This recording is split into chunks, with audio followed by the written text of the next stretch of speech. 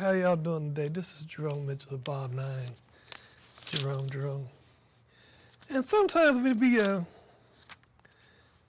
prayer.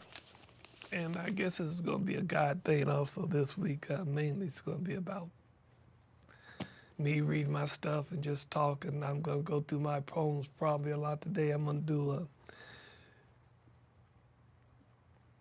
I guess it's another intro, just intro number 2. I'm going to also have a lot of, not a lot, but a nice portion of spiritual readings. I'm going to do some Proverbs probably or some Psalms, 1 or 2 or 3 of them.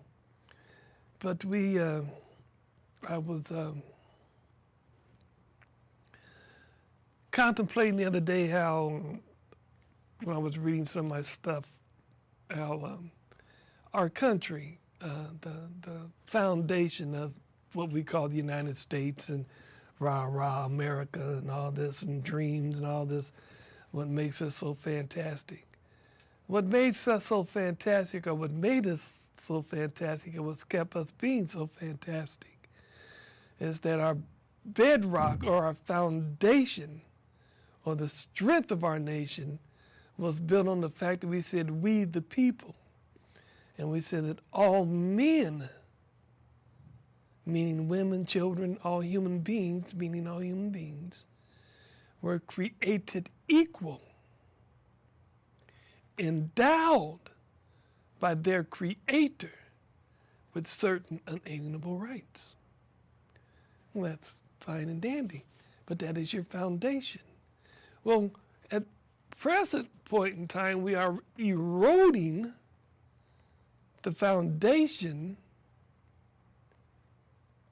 of our country. We are eroding the foundation that has allowed us to be as strong as we are, that we have become, which is God. We have thrown God completely out of the package without an open, fair debate. We have become a little lopsided in some of our, or disproportionate in some of our understanding.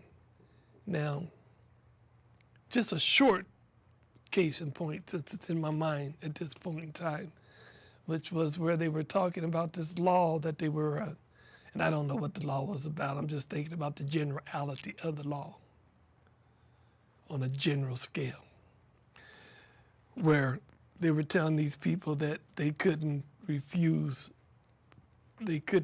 giving service to somebody because these people were doing something that was against their religious belief or their religious understanding. Now, that's wrong, because you're taking away their right to life, liberty, and the pursuit of happiness. Their happiness, being a spiritual or religious understanding person, means that they do not have to be and the government cannot make any law that forces them to have to say something or to do something that is against their religious understanding. Now, they personally, understand me, they personally do not have to serve that person because you're forcing them to do something or say something that's against their spiritual or religious understanding. Now, their store, if it doesn't have somebody in there, they can't serve them, or that whatever these people want is going against their spiritual religious understanding, then they have to go somewhere else. That is not the only store in the world that does whatever service needs to be done. That's why we have competition. They just lost a customer. But for you to come in and say, well, I want you to write down all these, so like those people that go around to these funerals and say all these nasty things about these soldiers. That wasn't right. And that shouldn't be allowed from the religious point of view either, where they've gone too far. You know, they've gone beyond the bounds. But to try to force somebody to have to go and say something or do something that is counter to their religious and spiritual belief is wrong. So you shouldn't be able to force them to do that. You should be able to take them to court and try to get some money out of them. That's just the way life is. That's just the way this country is. Freedom.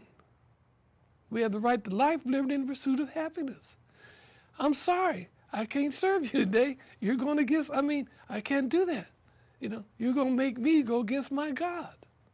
So that's it. But they made a big thing out of it. Now they're going to say the gay rights and then they're going to say civil liberties and then they're going to try to equate gay rights with the civil rights movement of the black, Hispanics, Asians, and other people. They're going to try to equate this with that. And there's a difference in that. Being black ain't going against some of the basic tenets of God. God said all people. That's a part of our thing. Gay rights are rights. When we said all men and they have a right to do these things. But there's a fine line on what you're doing, trying to force your desires or your wishes on other people, where you now have become the aggressor. And in some of these instances, the gay community is the aggressor. And they are forcing themselves upon people. So they're going a step beyond. Hey, be what you want to be. That's life. Deal with it. You got nothing to do with it. But when you start trying to force me to have to accept you when I don't have to accept you, we're getting to that point in our culture or whatever, our media thing, where people can't say what they want to say. People can't do what they want to do. Not on television. You see how many people lose their job because they've said some off-tainted remark or said some word that has offended some group, and this group gets all mad, and then this, it's all about the money. They throw them off the daggone tube. The Duck Dynasty guy. Heck, he was going with his biblical understanding as he understood it. A lot of us don't understand the damn thing we're reading. We don't understand what we believe. But you Christians don't understand what the hell's going on. Y'all still waiting on Jesus. And you should be making the place ready for you. If you're waiting on Jesus, you should be making the place ready for Jesus. Our Father which art in heaven, hallowed be thy name, thy kingdom come, thy will be done. On earth as it is in heaven. Are you doing that? Same thing with the Muslims. They sitting there trying to, I don't know what they doing. But they're letting the radical side have control of their belief. They're letting the radical side give their portrayal of Muhammad. And that's not Muhammad that is being portrayed, but that's what the Christians, that's what the lay persons, the normal person, the common man in the street believe. That there's something wrong with Islam, and Islam is the next step before you get to this step. That is the step after the step that we're in. And you're not even understanding what steps I'm trying to get you to. This is God's world.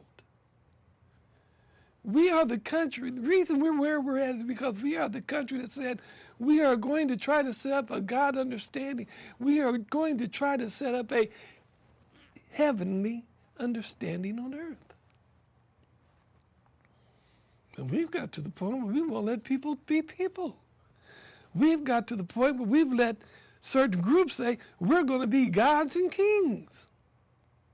And there is but one God. It's in the it's in the Ten Commandments. He's a jealous God. There's only one God, but you make many gods. You've made Jesus God. Some of you make Muhammad be God. Some of you make these men be God or let these men talk in the stationing of God. You let these men say there can be a jihad. They have no right.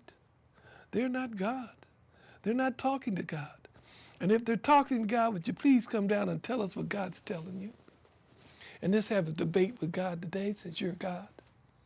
Because we have a problem today, God. They don't understand you today. They don't want to accept that you continually talk to them all the time.